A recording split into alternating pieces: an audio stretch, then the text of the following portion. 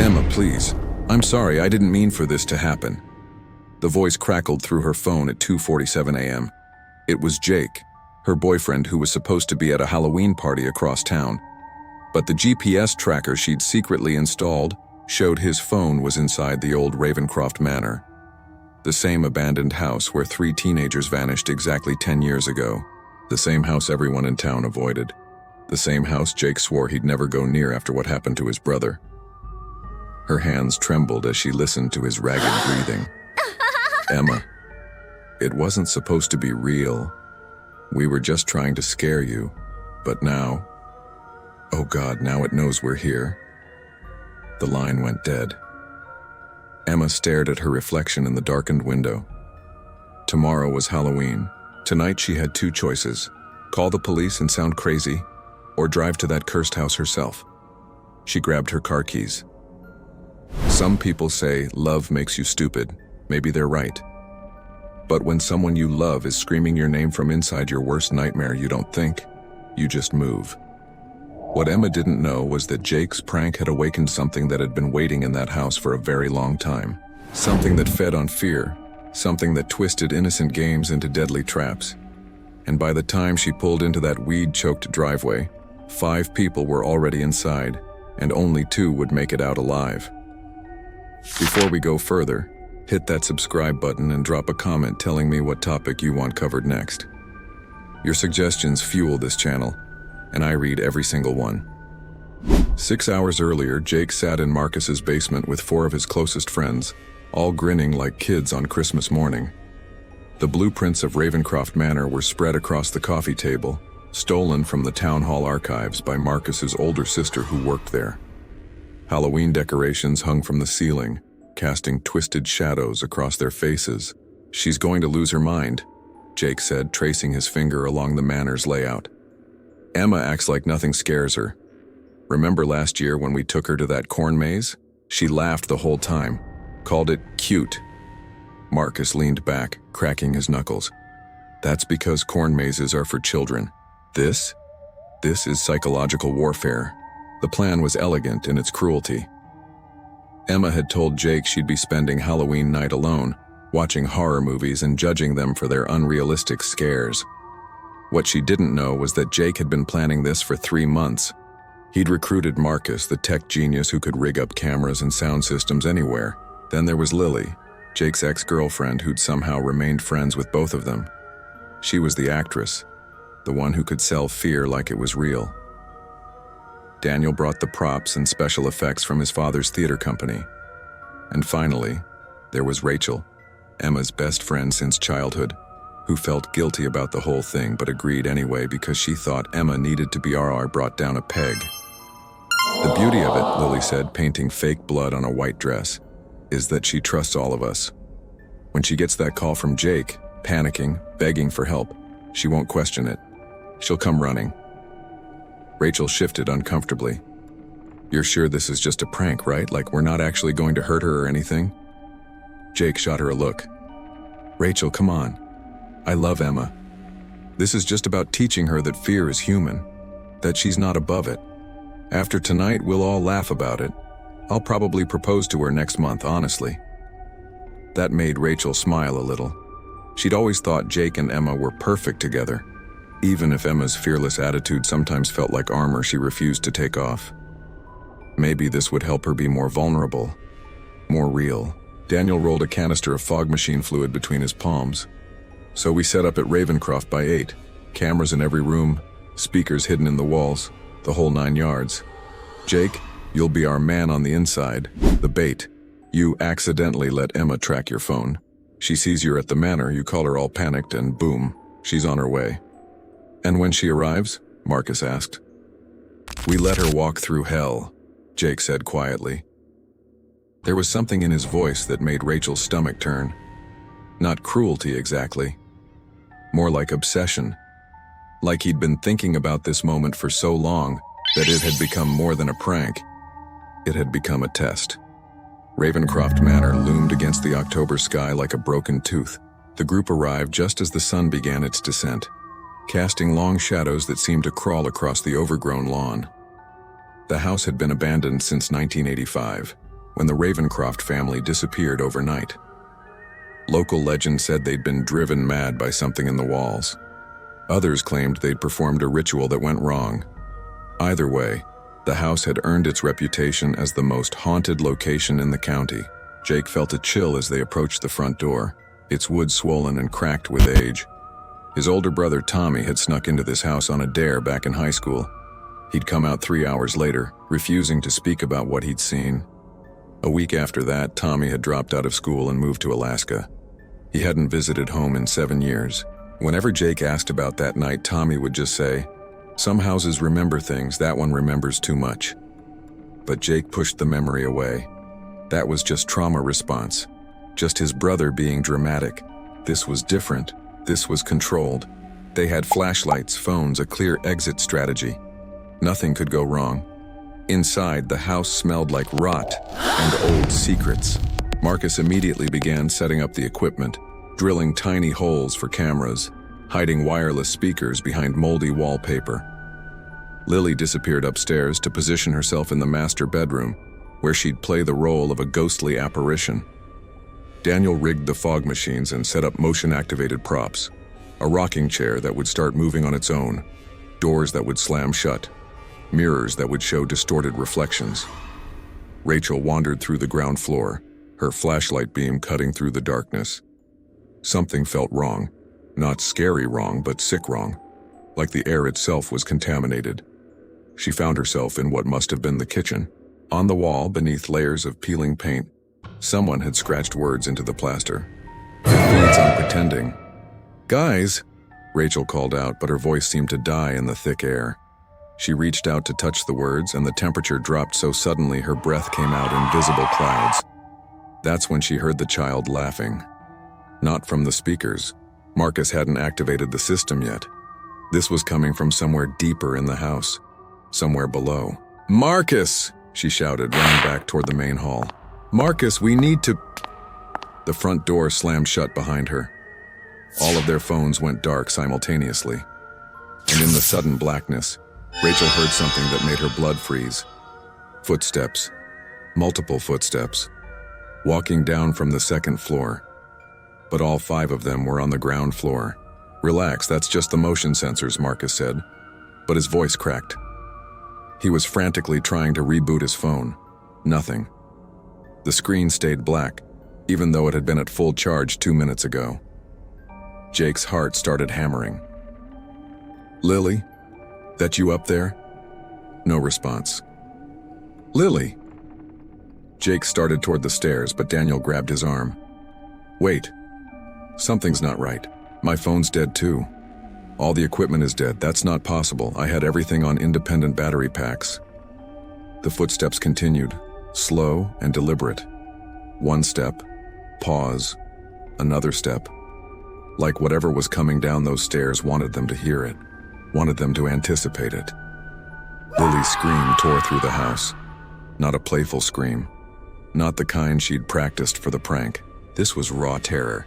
The sound of someone whose mind had just broken. Jake bolted up the stairs, taking them 2 at a time. The others followed, their flashlights creating chaotic patterns on the walls. They burst into the master bedroom and found Lily pressed against the far wall, her face pale as paper, pointing at the full-length mirror. "It showed me," she whispered. "The mirror showed me what I really look like." Jake looked at the mirror. He saw his own reflection. Normal. Nothing wrong. "Lily, what are you—" "Not your reflection." She cut him off. Her eyes were wild. "Mine. It showed me what I really am, what we all really are when we pretend to be something we're not." Marcus pushed past them, examining the mirror. "It's just old glass. Lily, you're freaking out over nothing. This is just pre-prank jitters or—" The mirror cracked. Not shattered. Cracked. A single line appeared down the center, and from that crack, something began to seep out. Not liquid, not smoke. Something in between. Something that moved with intention. Rachel backed toward the door. "We need to leave right now. This wasn't supposed to—" "The front door won't open," Daniel said from the hallway. "I just tried. It's like it's welded shut." That's when Jake's phone suddenly came back to life. Full signal. Full battery. It immediately dialed Emma's number without him touching it. He tried to hang up, but the phone wouldn't respond to his touch. Emma answered, groggy and confused. "Jake? It's almost 3 in the morning. Why are you—" Jake wanted to tell her it was a prank, that everything was fine, that she should stay home. But the words that came out of his mouth weren't his own. "Emma, please. I'm sorry. I didn't mean for this to happen." The things seeping from the mirror began to take shape. 5 shapes, actually. Dark, twisted versions of each of them assembled from shadow and malice. Jake continued speaking, his voice his own, but the words controlled by something else. "Emma, it wasn't supposed to be real. We were just trying to scare you. But now, oh God, now it knows we're here." The line went dead. The phone clattered from Jake's hand. The 5 shadow figures stood before them, perfect dark reflections, and then they smiled with too many teeth. Marcus was the first to understand. "The house," he breathed. "It doesn't like people who pretend, people who fake fear, people who play games with things that should be taken seriously." The shadow version of Jake stepped forward. When it spoke, its voice was like grinding stone. "You came here to create fear, to manufacture it, to pretend. This house was built on real fear, real suffering, real death, and now you'll learn the difference." The shadows lunged forward, and the screaming began. Emma's car screeched to a stop in front of Ravencroft Manor at 3:24 a.m. The house looked worse than the photos she'd seen online. A rotting monument to something that should have been torn down decades ago. Every instinct screamed at her to turn around, to call the police, to do literally anything except walk through that front door. But Jake's voice kept replaying in her mind. The terror in it, the desperation. She'd never heard him sound like that. Jake was the guy who made jokes during thunderstorms, who laughed off bad news, who approached life like it was all just a game he was winning. Whatever was happening in that house had stripped away every layer of his armor.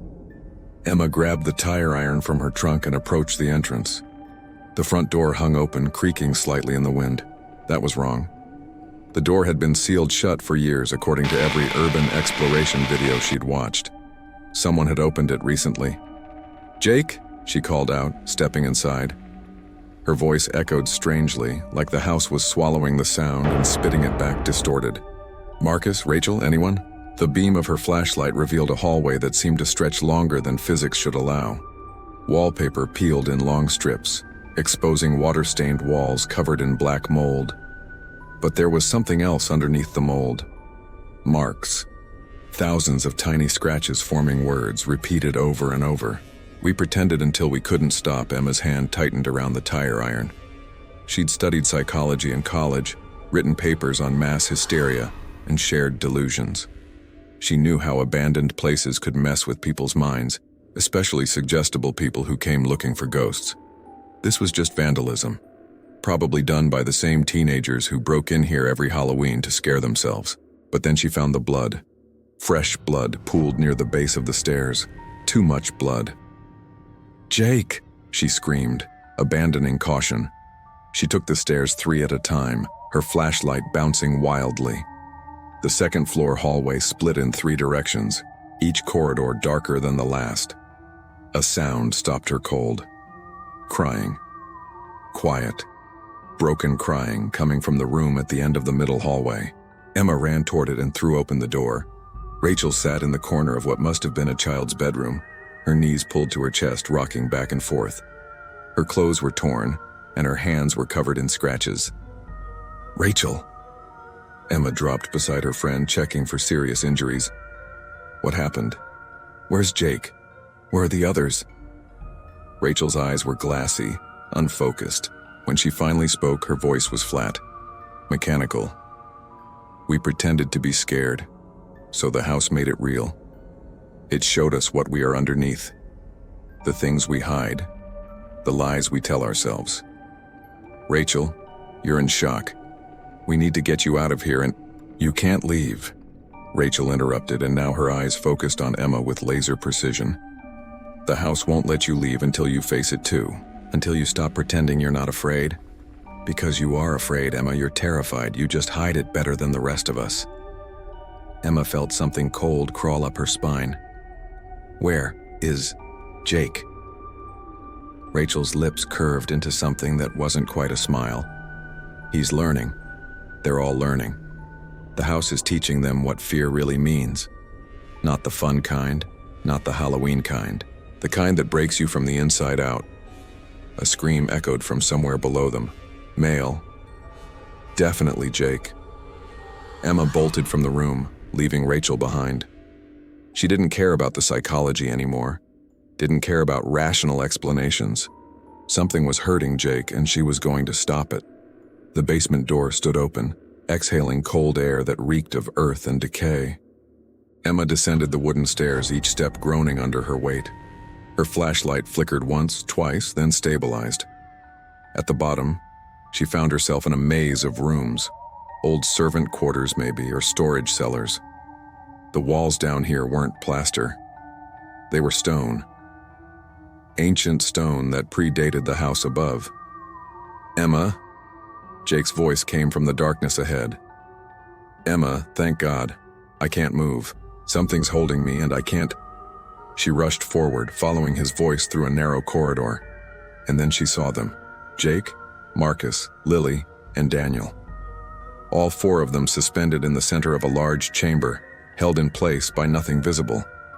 They floated 3 feet off the ground, their limbs spread like they were pinned to invisible crosses. Their eyes were open, but they weren't seeing the room. They were seeing something else, something inside their own heads that was tearing them apart. Marcus was whispering mathematical equations, faster and faster, like if he could just solve the right problem, he could logic his way out of this. Lily was crying silently, her lips moving in what looked like apologies. Daniel wasn't moving at all, just staring straight ahead with an expression of absolute surrender. And Jake. Jake was looking right at Emma, but his eyes held an emotion she'd never seen there before. Not fear. Worse. Shame. I'm sorry, he choked out. We did this to scare you. To prove you could be scared. To break through that wall you keep up all the time. But the house, or it knew. It knew we were the ones pretending. Emma's mind raced. The prank. They'd planned a prank. These were the people she loved, the people she trusted, and they'd conspired to terrify her. The betrayal hit her like a physical blow. But underneath that betrayal, something else stirred. They were right. She did keep walls up. She did pretend nothing frightened her. After her parents died in that car crash when she was 12, after she'd spent 3 hours trapped in the wreckage listening to her mother's last breaths, she'd made a choice. Fear was the enemy. Fear was what paralyzed you when you needed to act.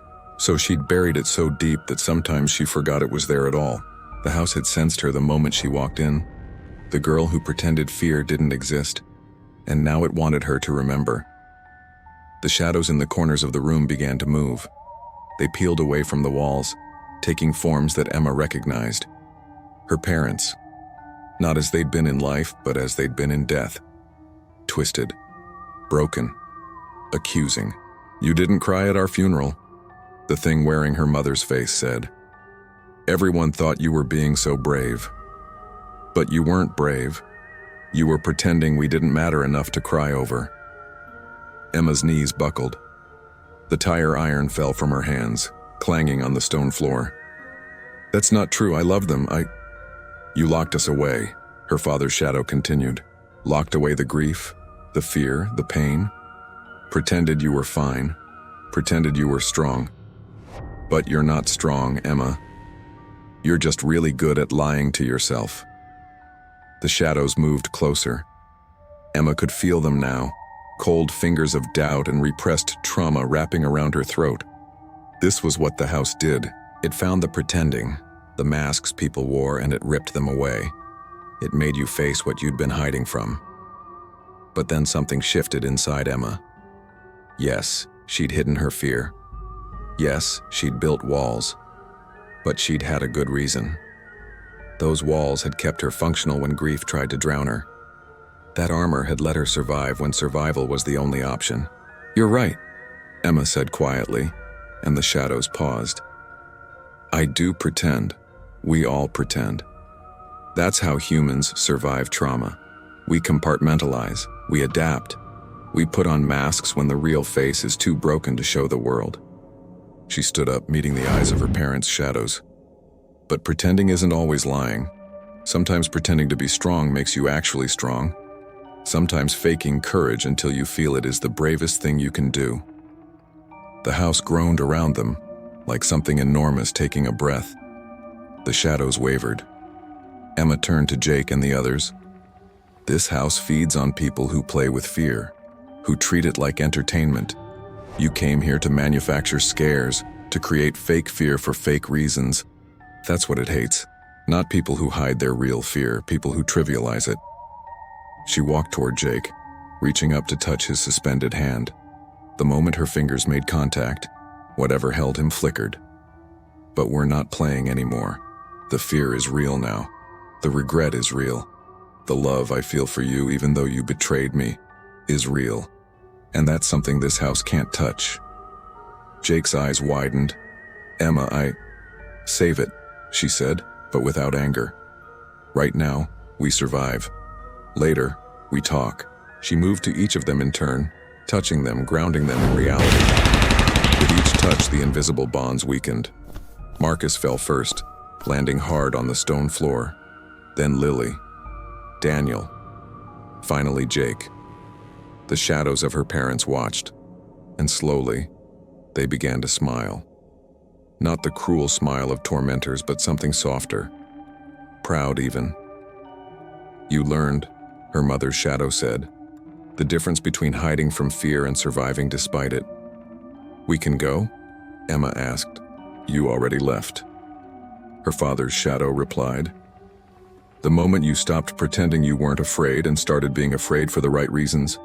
Love, protection, survival, those are real, those matter. The shadows dissolved like smoke and wind. The basement began to change, walls growing lighter, the oppressive cold lifting. Emma helped Jake to his feet, and together, the five of them stumbled toward the stairs. Behind them, they could hear the house settling, not attacking anymore, just waiting for the next group of people who would come seeking manufactured thrills, the next ones who would play games with things that demanded respect. They burst out of the front door just as the first light of dawn touched the horizon. Halloween morning.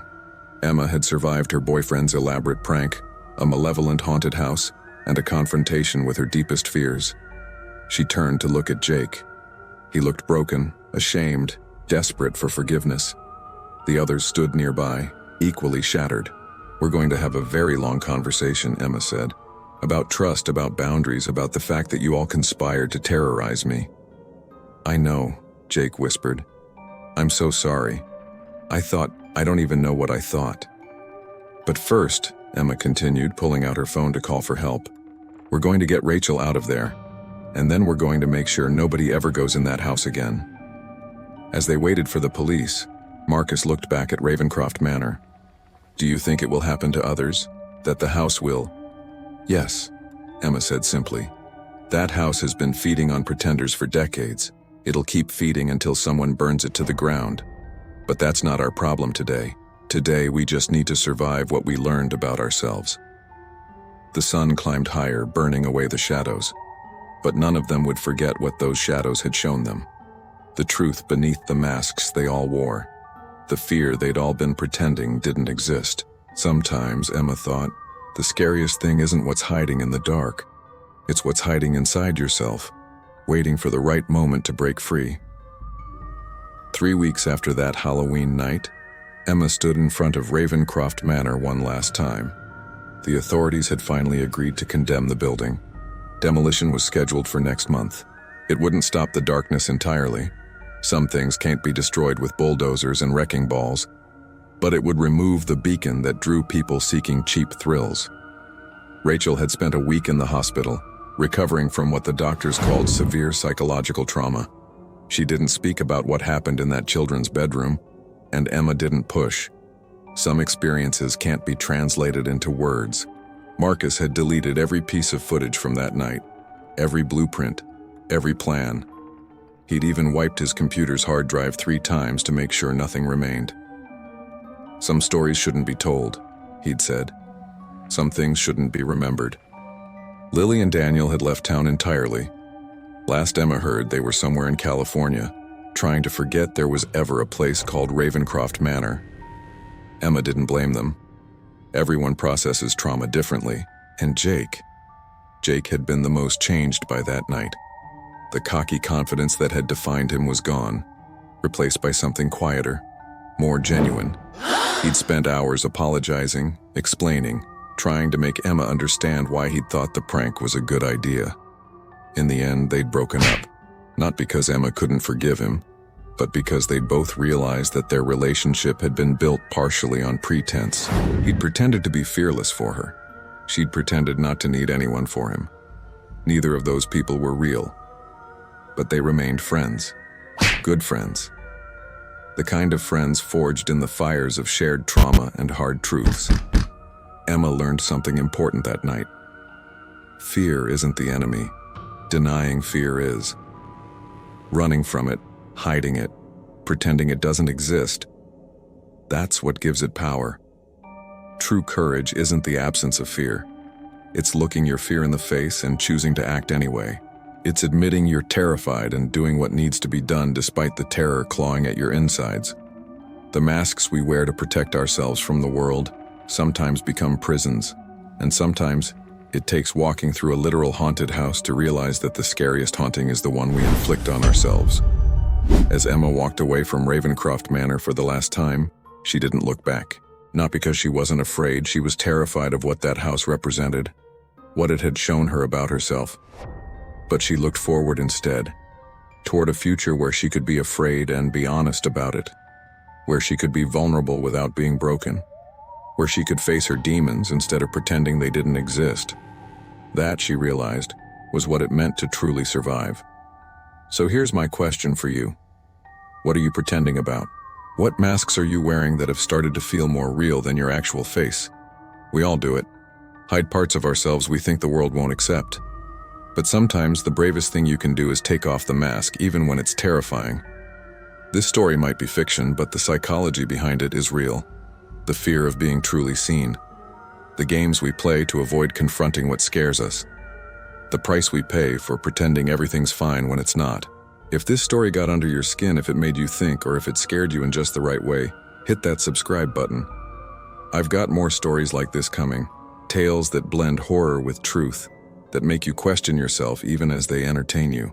And drop a comment telling me what topic you want covered next. Real hauntings? Psychological thrillers? Urban legends that turned out to be true? Your suggestions shape this channel, and I read every single one. Let's explore the darkness together, one story at a time. Thanks for watching. Stay curious, stay brave, and remember, sometimes the scariest thing you can do is be honest about what scares you. Until next time.